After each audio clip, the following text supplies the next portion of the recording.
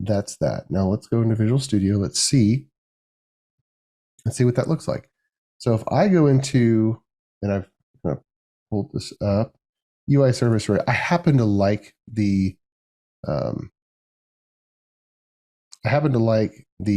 Lamar dependency injection framework, and it saves a whole lot of wiring up of the container inside.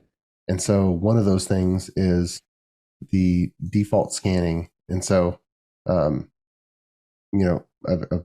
used those. And then I intentionally add my health checks. Okay. All right. So add health checks. Again, this is an extension method. Got it. And we have 3 of them. Can connect to database health check, is 64-bit process health check, and then just a generic one. Now, I'll show you what this one is. Let me just Control B with my resharper or writer. This doesn't do anything except log, but I wanted to put it here. If you look where it is on the right, I wanted to put it here because we don't have a real need to have the web service project have a health check, because the web service really doesn't call out to anything right now. But I have it here for example's sake. All right, so just ignore that from now on. But something that is real, well, is 64-bit health check. Now that's over here in UI.server, and it is testing that the environment is running in a 64-bit process. And if it's not, then this application is degraded, and that's what it looks like. Now, this is a big deal because, well, you kind of learn. Anytime something bites you in the butt, then you kind of learn and you realize, okay, if something bad has happened one time, it's going to happen again, and we need to have some type of automated test to alert us if this ever happens again so that we don't lose time. This is one of those things. If you've ever spun up a Azure app service, for example, and you start testing some things and you don't think about it, and you run it on the smallest, free tier. Well, the free tier doesn't even support 64-bit. The free tier is running as 32-bit. And if you just kind of, your ARM template, you leave it vanilla and you go from there, or you upsize it, well, it's still running as 32-bit. And you may give it more RAM, but it's not using it because it's 32-bit. So this is just a simple thing where if architecturally you've decided that your app should always run in a 64-bit process, and you've decided that, there's no reason for this app to ever be compatible with 32-bit environments, then this is a good no-brainer health check for you to put in just to make sure. It's just one of those asserts. This is, you know what? No, if I ever accidentally run in a 32-bit process, something needs to blow up. Okay. All right. The other one is for the database. Can connect to database health check. Let me go into that, show you where that is in the Visual Studio Solution Explorer. And there is a nice little helper. And by the way, we're constructor injecting the ilog and the data context. Let me just show you that. There is a nice little helper that Entity Framework gives us on the data context called can connect. So that's all we're doing. And what it does a really quick round trip to the SQL Server database, this nothing type non-query connection check, and it comes back. And if it can't connect, then we're not degraded. We are unhealthy. Okay. If you're 32-bit, maybe it still runs, but it's degraded. But if I can't connect to my SQL Server database, I'm unhealthy, right? So that's that. All right. These are really, really important. And this is just a sample reference implementation. If you connect to a credit card processor, well, that's a dependency. You need to make sure that when you deploy, you can round trip and they're online and you've configured the keys and tokens correctly. If you are configured to push messages into an Azure Service Bus topic queue, well, you need to make sure that you can round trip there. Whatever it is, if you're sending text messages with Twilio, if you're sending emails with SendGrid, whatever your architecture is, you've got all these little things that have to be connected just so every single one of those connections needs to have one of these health check classes. And it's just a couple lines of code that does a quick little round trip to that dependency to make sure that in that environment, we can reach that outside dependency and everything is good, whatever that means for your architecture. Okay.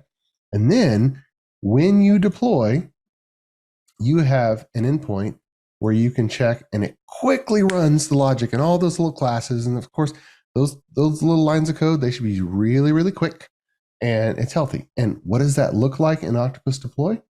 Well, let's jump into the process here. And I'm not going to give you a tutorial on what Octopus Deploy is. We've done plenty of those, but this is what it should look like in the process. For this particular reference implementation, you can see that we are creating a resource group for certain environments, and that's basically controlled by configuration. If I pop in here, and you can see we're bound to a particular account. Okay. All right. I'm not going to go into some of the logic, but we're going to create our database schema. Now, if it's UAT in production, they already exist, so these just get kind of zipped over real quick. And then you can see that we are adding a revision to the container app, which is the actual deployment. Then we are going further down, checking the version and the health check. If I go into health check, you can see exactly what we're doing. This is just a worker role. You can see oh, here it is.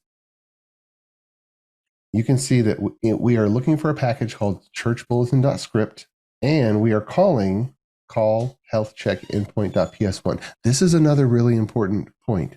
You don't want to put a lot of logic in your DevOps tools. You don't want to put a whole lot of script in there. Now, the modern feature set is config as code, so all of this is stored in your Git repository as well, and that's great, but the more you can just have script be in script files referenced from the config as code, the more portability you have when you go to upgrade Octopus Deploy or switch things around or use some of the configuration of one application for another application.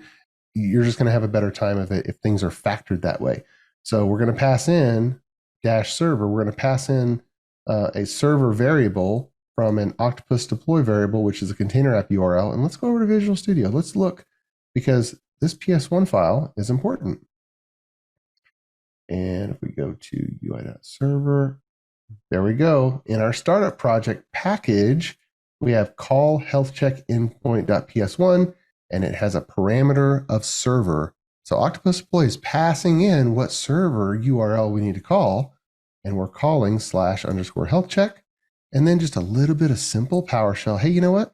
If the content contains the word healthy, great. If it doesn't, throw an exception. And that exception is going to funnel up as an error, and Octopus Deploy is going to say, hey, this step failed and it's not healthy and all that. Okay. So that's really, really important. And that's how it all gets stitched together. Because if we go back to the process, we can see that after we check version, after health check, we can do some other things to set up some automated monitoring, which I'll talk about in just a minute. Okay. And by the way, this is a lot. Yes, the recording of this webinar will be available to everybody that attended and for everybody that you know. So if you want to share the super secret link with any of your colleagues, you can do that. Okay. All right. Oh, just saw a question for Jesse. The health checks, are they being added with an assembly scan for iHealth check? In this particular example, you can see those 3 lines of code for clarity. They are being added explicitly. Okay. So yeah, good question. You could do scanning if you wanted to. Yeah, that work both ways. All right. So just to go to our agenda. All right. That was post-deploy smoke testing.